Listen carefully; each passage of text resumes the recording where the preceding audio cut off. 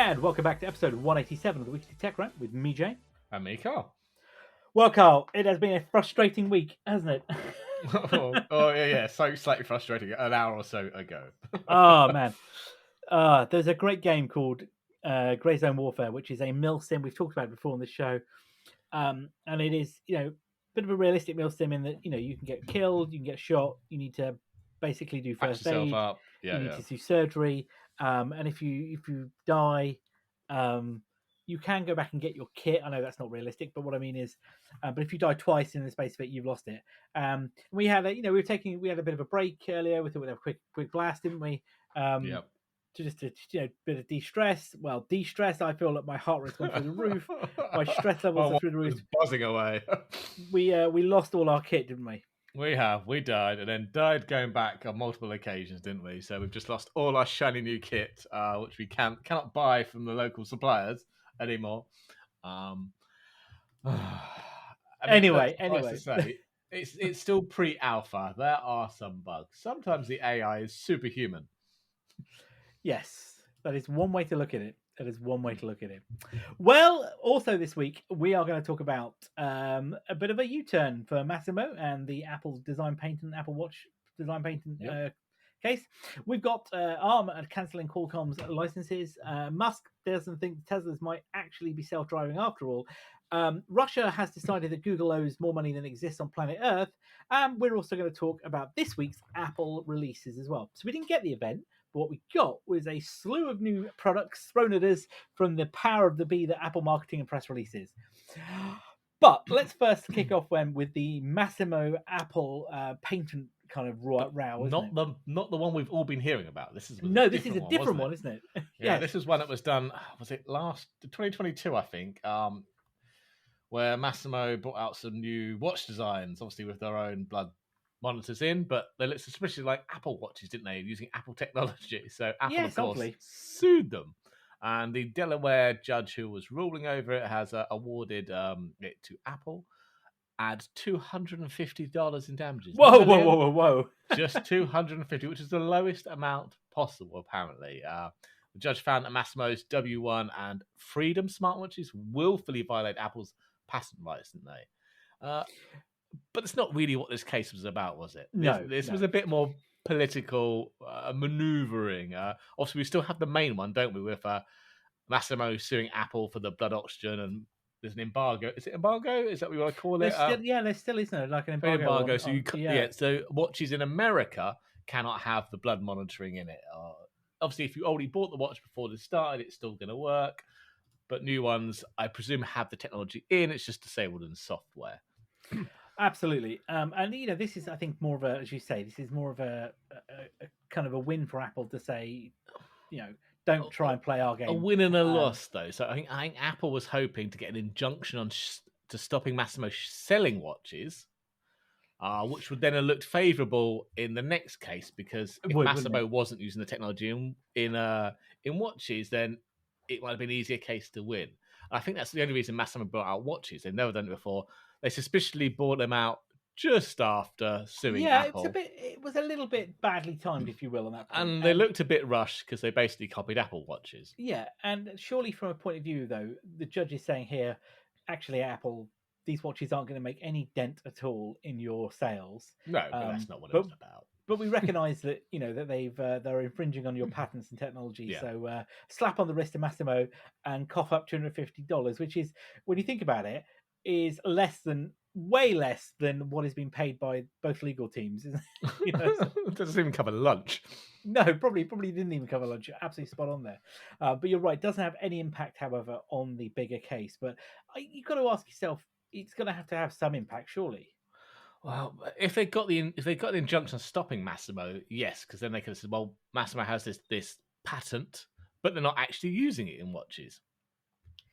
So let's get that dismissed and thrown out. But they didn't get the injunction. I think Massimo stopped selling those watches and bought new ones that didn't look like Apple kit, from my understanding. It's all a bit murky. It is all a bit murky. But talking then of slightly more, I guess, I don't want to say murky, but slightly more bigger fish to fry. Ooh, definitely bigger.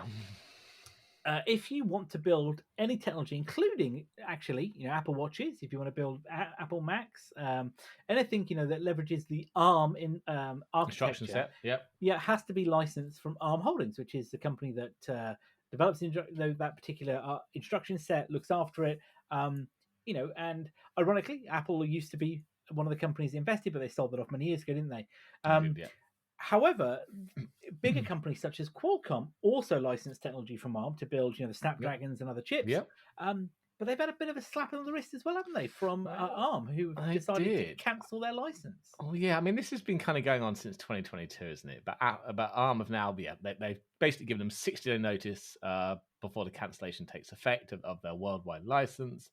So it's going to allow a bit of time to negotiate. But say this is going back to when Qualcomm acquired Nuvia back in 2021 for $1.44 billion. And Nuvia were building server chips based on ARM technologies, and they had the full license and everything like that. But obviously, Qualcomm bought them and wanted to use that technology not necessarily on servers, but for desktops, which we're now seeing the fruit of, aren't we, with the Windows ARM laptops.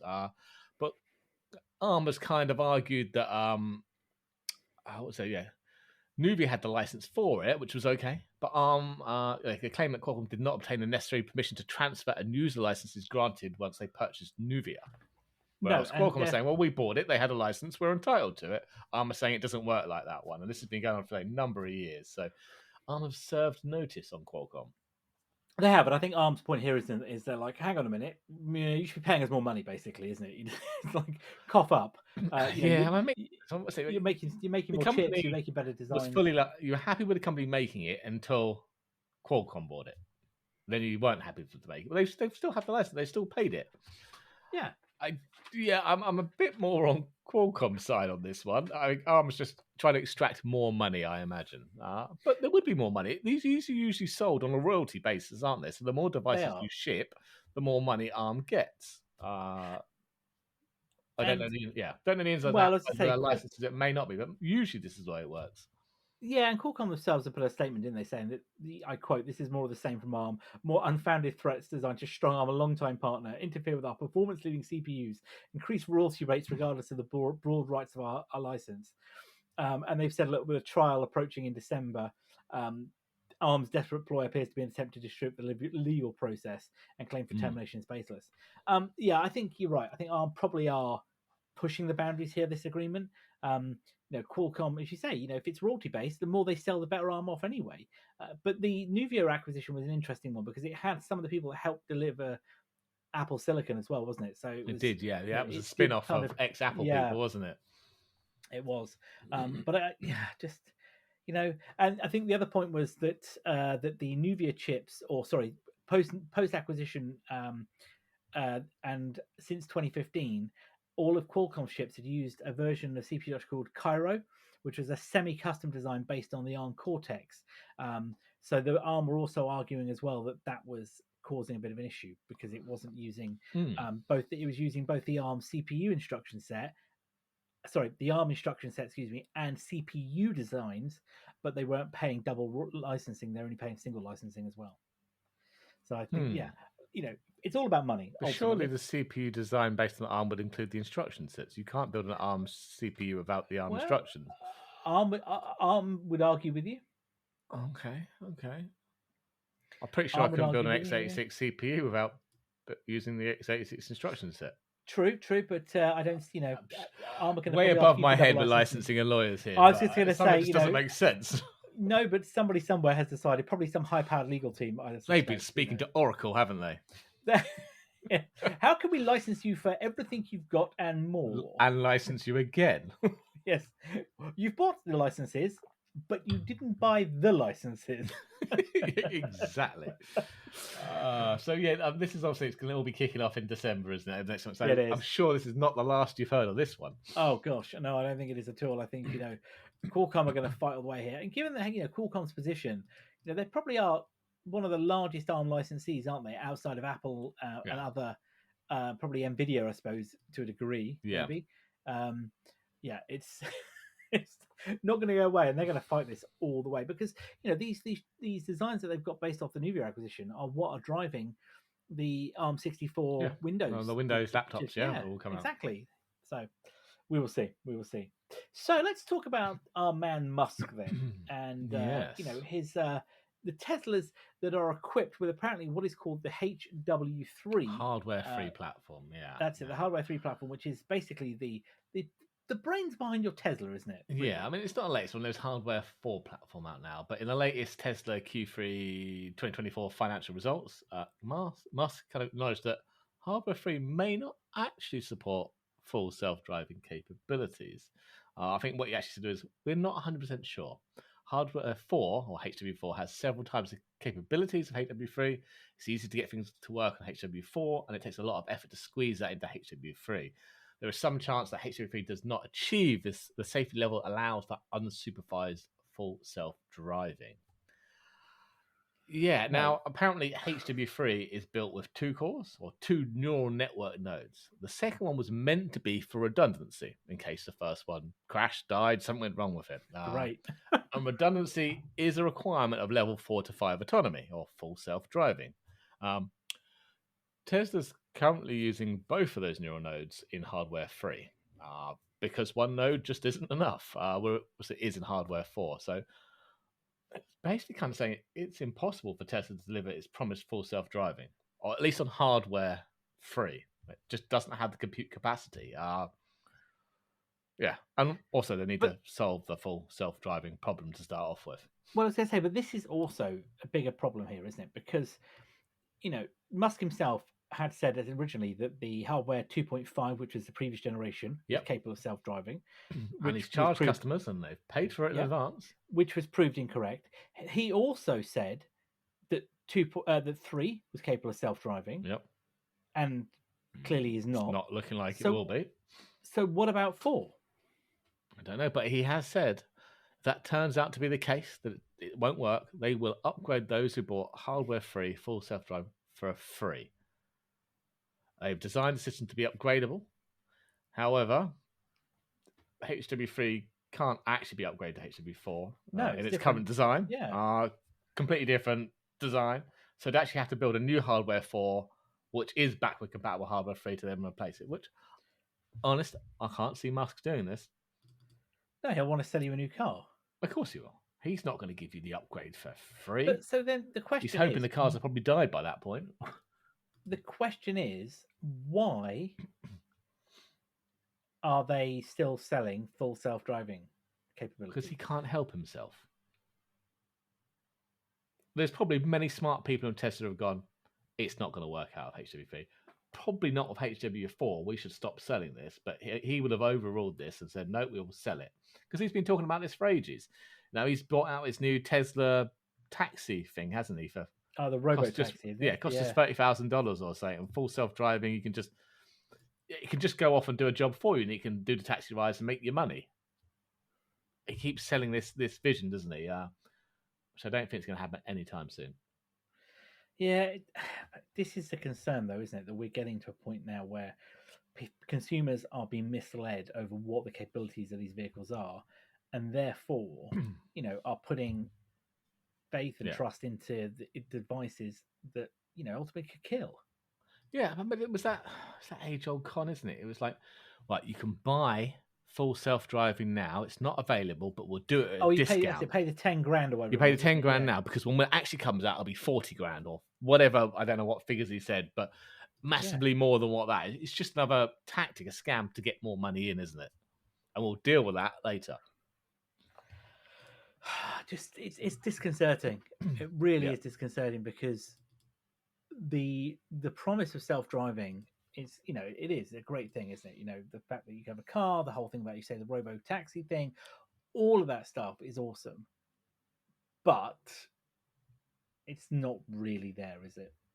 No, I get it's quite far from that one. Yeah, it's quite far. But hey, people of HW3, expect your free upgrade. With a pinch of salt. With a pinch of salt. So, talking of free upgrades, it seems that Google, or particularly Alphabet, is in a little bit of hot water, isn't it, with the Russian government at the minute? They are. So to the point of where the Russian government have taken Google to court following, some the videos that were shown, wasn't it, on YouTube, Yeah, this was back blocking from certain. 2020, wasn't it? It Google was blocked a blocking. number of YouTube channels It was of particularly pro-Kremlin, pro-Kremlin channels. Zagrad and RAA Fan, which were part Yeah. of the Patriot Media Group, Yeah. originally run by the former, now deceased, leader of the Wagner Was that PMC. Exploding Planes or Windows? Yes, that's the one. Yeah, one of the two. Who won lawsuits against Google after they were blocked the channels, as you said. The punishment was a daily penalty of 100,000 rubles, Which is about which $1,000. which doubled each week. Yeah, each week it wasn't paid or complied with, I should say. Correct. Which let's be honest. It's been what, 4 years now? You know how compound interest in calculations work. And it has to take a guess at how much Google currently owe. A lot.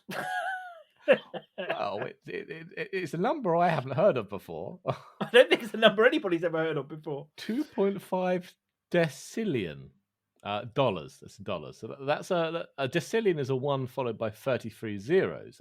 More money than what's available on Earth, apparently. Apparently so. And if you do it in rubles, it's 2. Is it undercillion? 2 undercillion rubles, which is 36 zeros, isn't it?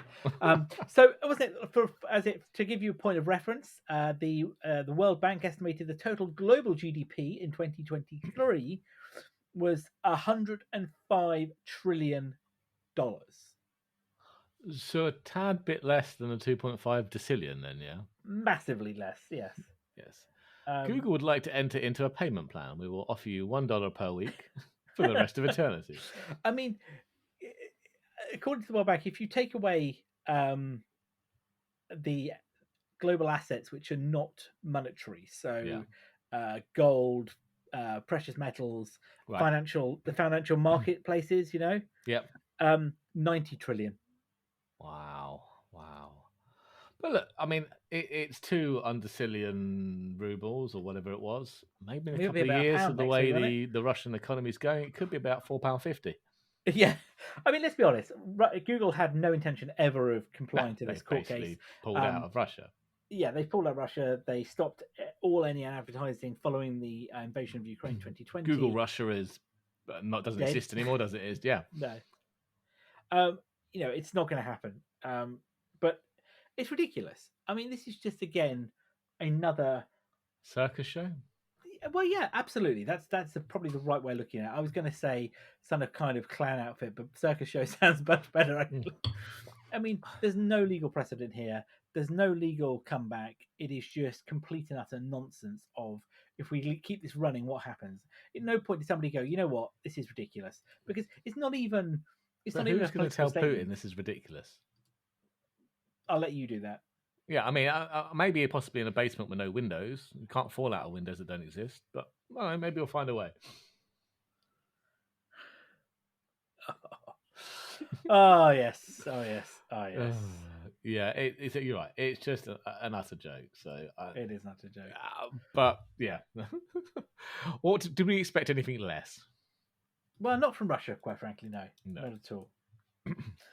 So then, let's move on to the kind of celebratory part of this week's podcast then, where, as we talked about last week, there was going to be Apple's a week of announcements, wasn't it? Starting this last Monday just come, that were not going to be an event, but instead we were going to be kind of teased and kind of enticed by the Apple PR machine, wasn't it? I thought we were just going to get basically Monday, here's a news release. No, we actually got videos.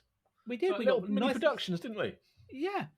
Which, let's be honest, the infomercial that is the Apple event anyway is pretty much the same thing. Just lots of those little videos. Yeah, they've just taken an Apple event, split it into over 4 days and chucked it out. Yeah. But Apple did not disappoint. We've had quite a few updates, haven't we? So let's start off with the first one that came out on Monday, which was the new M4 iMac. Yes, it did. We got what was it? 1, 2, 3, 7 new colours? Or 7 colours. I know they were new. Shades of colours. We got green, yellow, orange, pink, purple, blue, and silver. And of course, we got the M4 chip. So we got, 2 configurations of the M4 itself. So we got you can either have an 8-core CPU with an 8-core GPU or a 10-core CPU with a 10-core GPU. We got various RAM flavors starting at 16, 24, and 32 gig of RAM, and anything from 256 to 2 terabytes of storage. Starting at a fairly reasonable, $1,300. I think it's pretty good actually, considering what the machine is. I mean that's all 16 round. gig of RAM, 256 gig SSD, isn't it? With the 8 Did you core. notice something though? That 16 gig is now the base standard. I was going to leave that to the end, but yes, Apple has admitted that 8 gig was crap, and what were they thinking? And everything is now 16 gig. Even the devices they didn't announce upgrades to, because they actually also upgraded the MacBook Air. Base model is now 16 gig. They did. That was quietly done though, wasn't it? That was not an announcement. That was just a reaffirmation that 8 gig really isn't enough in 2024. Oh, well, I'm sorry to have stolen your thunder there. I apologize. And a Mac 8 gig is possibly not the same as a Windows 16 gig. No. Maybe somewhere in the middle, but 8 gig just really wasn't enough. No. We'll talk about that in a second, actually, when we come to the MacBook Pros.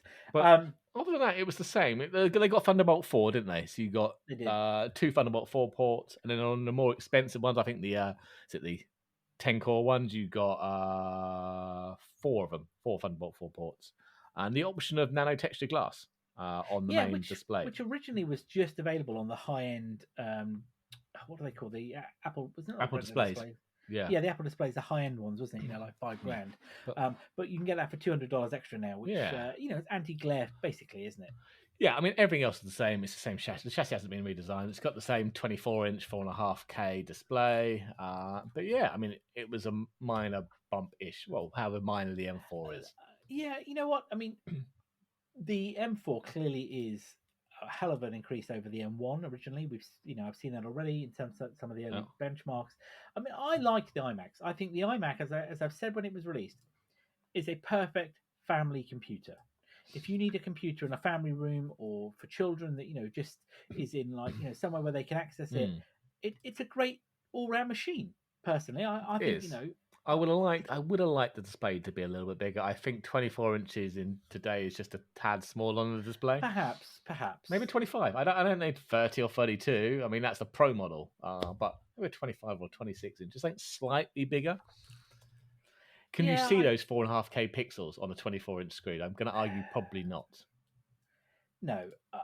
It is what it is. And I think this is where, for Apple, they still see this, as I say, is not the kind of, it's not a Pro machine, is it? It's not iMac Pro. No, we don't have the iMac Pro. Yeah, I think it's still definitely aimed at those kind of those use cases, families. If somebody just wants a computer, in inverted commas, going that way. But it's a nice machine. Colors wise, like you say, they're fresh. I do like the purple. I can't say any different. It's more of a lilac-y color, isn't it? But purplish, like purple. Yeah, but again, nice little bump on the update. Good entry. Again, I'm sure they will sell reasonably well. And the other big announcement that day is they finally did it. They have moved the Magic Keyboard, trackpad, and mouse to USB-C. They have indeed, which is great news. And groundbreakingly, the USB-C on the mouse has been moved to the front. No, I am joking. It's still underneath. I know. Yeah, so no redesign, no new colors, same price. They've not charged you extra for that USB-C port, thankfully. No, and as somebody who has a Magic Mouse right here, right now in my hand, it is the most ridiculous design. I just do not understand why they did not move it. It's not even an ergonomic mouse. I don't care whether it's ergonomic or not. Why is the charging point on the bottom? Yeah, I mean, everyone else. I'm sitting here with Logitech. Is it MX Master 3, whatever it is? Not the latest one. It's the 3, not the 3S. USB-C port right in the front. So, look, I understand the argument that it does not take very long to charge the mouse. It doesn't for mine either. But if I'm in the middle of trying to do some work and now my mouse does not work, I can plug USB-C in and carry on. It's just like I've got a wired mouse. Might only be for 10 minutes, but I'm still working. I'm not have to go and make a coffee while my mouse charges. No, and that's exactly what my point is here. Is if I look at my Bluetooth settings, mine's got mouse 77%, and the keyboard is on 67. I can plug the keyboard in and carry on working. You're right. I Yeah. can't do that with the mouse.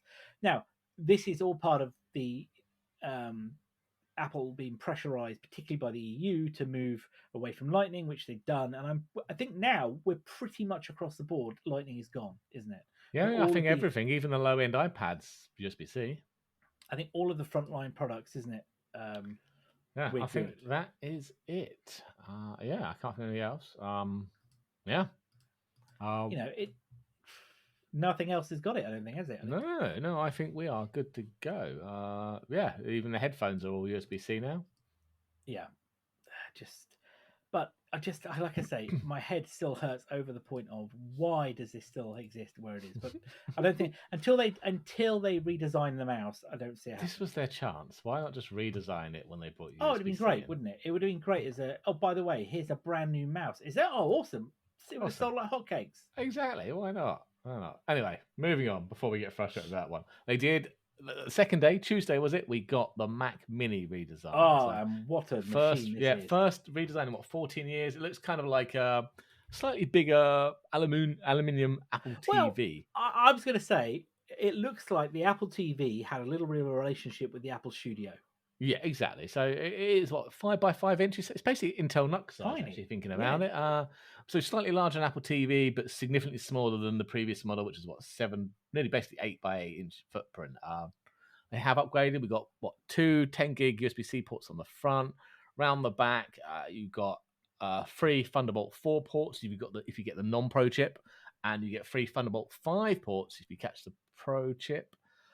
Clearly, they let the mouse guy do the design because the power button's on the bottom. I mean, you beat me to it, I was going to say. However... Right, Mr. Mouse Guy, we've got an important job. Design the power button. Anyway, yeah, why not round the back? I know we don't use the power button that often, no, but it is a usable button, and it's a really odd place to be putting that button. I mean, as somebody currently rocking it, I've got a Mac Mini. I've got the M2 Pro with 32 gig of RAM. Nice machine, really love it. What's annoying is this particular new design can do 3 external displays.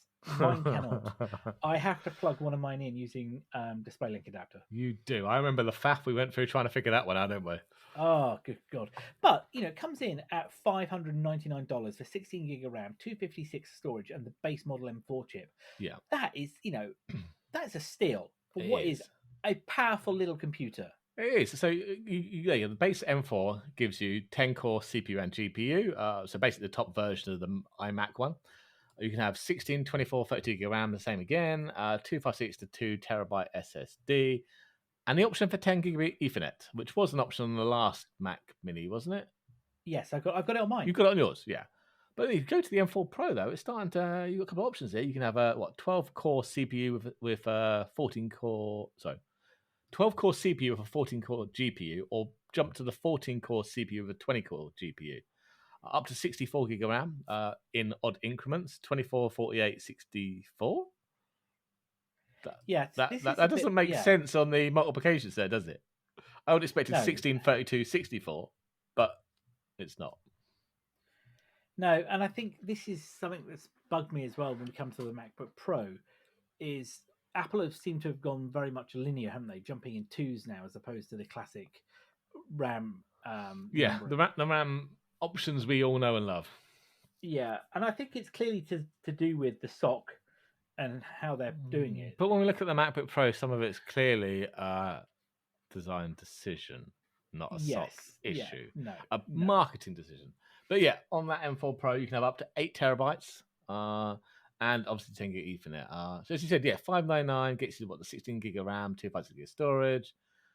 The Pro version starts at $1,400, so it's about $100 increase from the M2 Pro version previously. I did see some early Geekbench scores showing the M4 Pro, the one with the top one chip, the 14 cores and 20 GPU cores, is currently the fastest Apple desktop device ever. So it's faster than the M3 Pro, and it's faster than the M2 Ultra in the Mac Pro. That's amazing. I mean, just for reference, the machine that I'm running at the moment is the M2 Pro with 10 cores. Yeah. So that's a hell of a jump. So we can expect Hell of a the M4 Max to beat it, but you can't get the M4 Max currently in a desktop. So it is now the fastest desktop you can buy. Wow. Till they bring out which leads me to wonder that at some point there'll be a studio update, or more importantly, the Mac Pro update probably. The Mac Pro's irrelevant. You can't even put anything in the slot. No, but it it's exists, very limited. But it exists. It does. I think they should just get rid of that and bring out an M4 Max Studio. Yeah, but you might. When they brought the Pro out, I kind of thought, well, what's the point? Because the Studio was sat there, positioned nicely, and it kind of occupied a really cool space. It looked different, didn't it? You know. Yeah, they didn't do enough with the Mac Pro to make you go, "Whoa, that is an upgrade I can use." They say the expansion capabilities are so limited. Well, as I say, more you looked at it and went, "Whoa, how much?" Yeah, but you could have done that. You could have done that with a Studio, especially now if you've got Thunderbolt 5 to a docking station with a PCI Express lane or two in it, putting your external cards there. Yeah, it would have been better. But I think these Mac Minis are going to sell like nobody's business. I just think they're going to be super popular because you're going to have a lot of people who didn't maybe go for the M2 model last year, but decided that they now need to jump. So I think, and for the money, it's good value. I do really think it's good value. Yeah, I think though you start to add some options there. You think $599. It does get expensive. I want a bit more than 16. I want a bit more than the 256 gig storage on the base model. Well, that's another. If I go to 512, it's like another £200 or something, isn't it? That's probably a good place to segue into the MacBook Pro then. So obviously, last but not least was the flagship device, wasn't it, for Apple? Yeah. In terms of positions of sales, which is the MacBook Pros, and we got obviously brand new entry level MacBook Pros, the 14 and 16 inch, as well as the M4 Pro and M4 Max. And the M4 MacBook Pro now comes in space black as well, which I think looks really nice. It does. Now, according to Apple, the M4, not the Pro, but the M4 is 1.3 times faster than the M3 model it replaces. It would be. I think these are nice looking machines, and now exactly similar spec as the M4 and M4 Pro are basically exactly the same spec and configurations as the Mac Mini, but oddly, it doesn't allow you to go to 64 gig of RAM on the Pro. So I'm currently now. You can on the Mini. I've got open here at the minute, by the way. If I want to buy a 14-inch MacBook Pro, with standard display, not the nano texture, because nobody needs nano.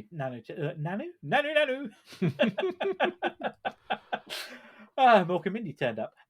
So the M4 Pro chip with 14-core CPU, 20-core GPU, and a 16-core neural engine, and 24 gig of RAM and a terabyte storage is going to be just shy of 2,400. Yep. But if you want 64 gig of RAM, you need to go to the Max chip now. Well, that's the Pro, just to say, even though you can get that in the Mini. Well, I can have 48 gig. I can have 48 gig of RAM with the Pro chip. You can, just not the 64 gig. No, but but even more weirdly, I can't get 36 gig of RAM with the Pro chip. So the Pro chip will only do 24 and 48. The Max chip will do 36 only if you go for the 14-core 32.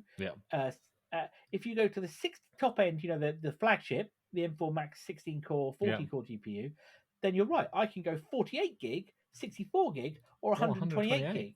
Yeah, there's some odd configurations there. I don't understand why I don't understand with not the base chip. That's not wrong to say. The base Pro chip, should we say then? Yeah. Why I can't have 36, but I can have 48. Yet to get less memory, I've got to pay more for a high-end chip. I don't know. And the other weird one is none of these have got Wi-Fi 7. No. You get Wi-Fi 6E. But then again, I get the argument on that, and I guess you could argue, well, Wi-Fi 7 is probably not absolutely endemic everywhere at the minute. No. But then I would argue 6E isn't either. Because who has 6? Yes. 6E? No. Because that's a 6 gigahertz band, and that isn't available in most places. No. So I don't think necessarily there's a problem here with that. And you could argue by the time 7 becomes ubiquitous, it's it's not really an issue. No, you're right. You're right. It's just there's just some odd configurations going on there. There is some really odd configurations here. And here's a really weird thing, right? So on the Apple page, if I go to choose your new MacBook Pro, and you get two options when you click M4 Pro, 12-core CPU or the 14-core CPU. If I click on the 12-core CPU and then make some adjustments to take it away from the standard settings, so I make it the 14-core, which is the next one up. Yep. I select 24 gig of memory and I select terabyte hard disk. It says that's available to be delivered on Monday the 11th of November. Yeah. Well, okay. If I take a step back and go back to choose your starting point again, take the 14 and core. I choose the 14 core one from the start, which is exactly the same spec. So the just not upgraded, just the default out the box. That will ship on the Friday.